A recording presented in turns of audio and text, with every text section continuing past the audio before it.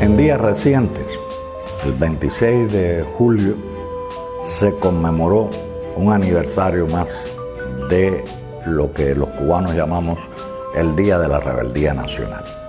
Ese día, en 1953, dirigidos por Fidel Castro, un grupo de jóvenes atacó los cuarteles Moncada y Carlos Manuel de Céspedes, el primero en Santiago de Cuba, el segundo en Bayamo, para combatir, iniciar la gran lucha contra la dictadura de Fulgencio Batista y Saldívar.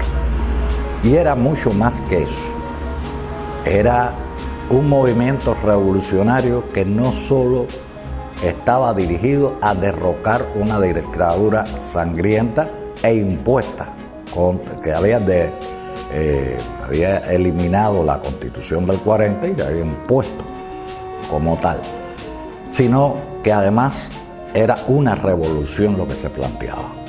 Incluso en ese momento se hablaba de que no se quería ni el 10 de octubre del 52, día del golpe de Estado de Batista, ni el 9 de octubre. Es decir, no se quería tampoco la Cuba anterior, corrupta, y en la cual la pobreza, la miseria, el hambre formaba parte de la vida cotidiana en nuestro país. Cuba no era excepción. Es decir, esa revolución que se quiere iniciar el 26 de julio de 1953, esa revolución que contempla no solo la lucha contra las dictaduras impuestas, sino también la lucha por la reivindicación social de las clases preteridas, no es solo un fenómeno cubano, es un problema que está confrontando toda América Latina y particularmente los países del área del Caribe. Se van a imponer, o se imponen, dictaduras en este periodo en casi una buena parte de estos países, de nuestro país. Hay que recordar que ya está la dictadura de Trujillo en Santo Domingo, la dictadura de Somoza en Nicaragua, las dictaduras y van a surgir otras en este periodo, como el derrocamiento del gobierno de Arbenz en Guatemala y la imposición por la fuerza de los partidarios, de los financiados por la United Fruit Company. Y hay que pensar también en todo lo que van a ser las otras dictaduras, como la de Pérez Jiménez en Venezuela y la de Castillo Armas en la misma Guatemala. Es decir, que está la lucha contra estas dictaduras que son, además, dictaduras impuestas, financiadas por los Estados Unidos. Son dictaduras, es decir, lo que impone Estados Unidos en América Latina son dictaduras, procesos antidemocráticos, procesos que no permiten la presencia popular en las esferas decisivas de los gobiernos de nuestro país. Es un momento de lucha y el Moncada es el inicio en Cuba de esa lucha, que se está dando también en Santo Domingo, que se está dando en Guatemala, que se está dando en Venezuela, y que va hacia el año 58-59 a llevar al derrocamiento de la dictadura de Pérez Jiménez en Venezuela y de Batista en Cuba.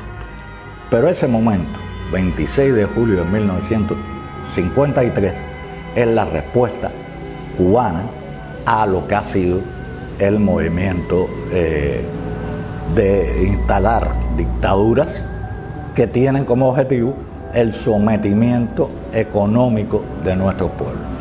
Esta es la esencia del ataque al Moncada, un modo de enfrentar una dictadura sangrienta, represiva, financiada por los Estados Unidos y a la vez también que agudiza la confrontación social porque precisamente lleva al predominio de los grandes monopolios en nuestra región. Es decir, es un movimiento que también es latinoamericano. Por eso, uno de los primeros lugares a los que va Fidel Castro cuando triunfa la revolución es a Venezuela.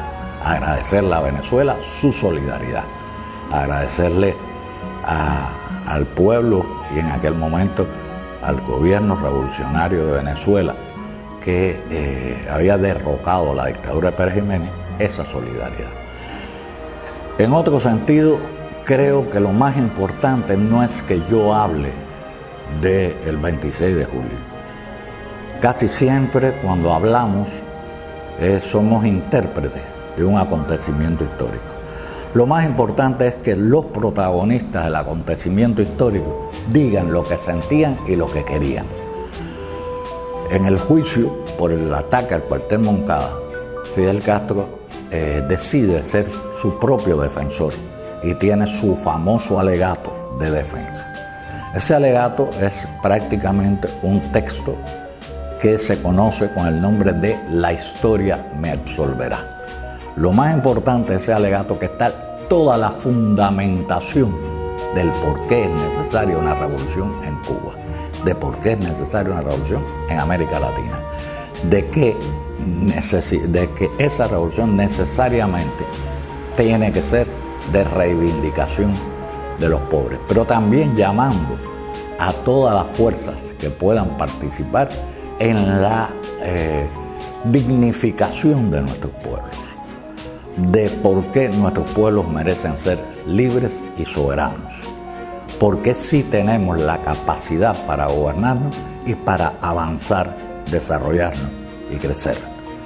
Ese fue el alegato central, el alegato contra aquellos que imponen las dictaduras, contra las dictaduras. Es decir, que ahí hay un texto que yo diría sería obligatorio para todo latinoamericano. En La historia me absolverá de Fidel Castro está el origen del pensamiento de la Revolución Cubana, al cual se van a sumar muchos revolucionarios de América Latina. Quizás el principal, el más importante, el que tiene una resonancia enorme, es precisamente Ernesto Che Guevara, que se une a la expedición del Moncada y conoce las razones de esta revolución, razones que trascendían las fronteras de Cuba, no porque Cuba fuera a participar en una acción directa en ningún país de América Latina, sino por lo que significan las ideas, lo que significaba aquel pensamiento de dignidad, de reivindicación, de lograr que nuestros pueblos pudieran tener argumentos, y estos argumentos son argumentos históricos y argumentos de momento, de época. Es decir, ¿por qué nuestra historia, al lado de ser una historia heroica, con figuras como Simón Bolívar, como Benito Juárez, Eloy Alfaro, pudiéramos hablar de tantos y tantos y tantos hombres de acción, pero también de pensamiento? Hay un pensamiento latinoamericano que es el que se reivindica, el que se levanta, el que se alza con la historia me absolverá. No por gusto, Fidel termina ese alegato cuando ante los jueces dice quién es el autor intelectual del ataque al cuartel Moncada. Y ese autor intelectual del ataque al Moncada es nuestro apóstol, nuestro héroe nacional, José Martí. Porque en los textos de Martí también está la fundamentación de lo que Martí llamó Nuestra América. Hay que incitar a leer Nuestra América de Martí, porque es una de las lecturas más profundas, una de las visiones más profundas de lo que significa nuestra América, de lo que somos y de los valores intrínsecos de nosotros. Dice Martí que nuestro pensamiento es una vigorosa brotación, es algo que brota con una fuerza extraordinaria desde nuestras propias raíces. Hay que buscar estos textos, hay que leer, porque hay que tener los conceptos claros para poder enfrentar cualquier acción, para saber por qué estamos y hacia dónde podemos ir. Porque el poder ir es una decisión, y es una decisión consciente. Y para poder hacer lo que hay que hacer, hay que conocer qué es lo que realmente debe hacerse. Por eso Martí es el autor del inicio de la revolución, el autor de la revolución. Fidel diría que la revolución cubana en el 68, cuando se conmemoraba el alzamiento del movimiento independentista cubano, era una única revolución, porque las ideas habían sido permanentes, porque habían crecido en la medida que los tiempos hacían necesario ese crecimiento, ese desarrollo con nuevas ideas, pero que complementaban las raíces profundas de nuestros pueblos. Y junto con Martí, leer a Fidel. Yo pienso que la historia me absolverá, hay otros muchos trabajos, pero la historia me absolverá es el trabajo más completo, conceptual, de la historia de la Revolución Cubana.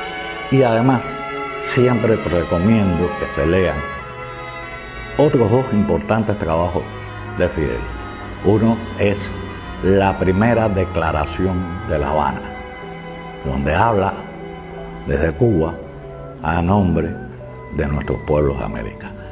Y otra pieza antológica, sobre todo para los escritores y artistas, es su discurso o su conferencia o su intercambio o su diálogo con los escritores y artistas cubanos en lo que se conoció como Palabras a los Intelectuales. Son tres textos fundamentales y que nos permiten hoy tener una visión de cómo nació, cómo creció, cuáles son los fundamentos, cuáles son las ideas que dieron origen a la Revolución Cubana.